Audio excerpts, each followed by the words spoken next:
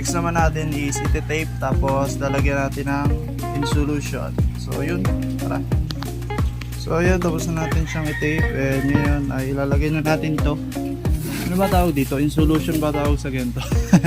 So ilalagay na muna natin, no? And bam, no? Ayan, tapos na natin siyang ibalot, no, mga par. Ayan, safe na yung isda natin. Lalagyan lang natin siya ng sticker dito, no? Boogs! So ayan, punta na tayo sa JRS, no, mga par. Let's go!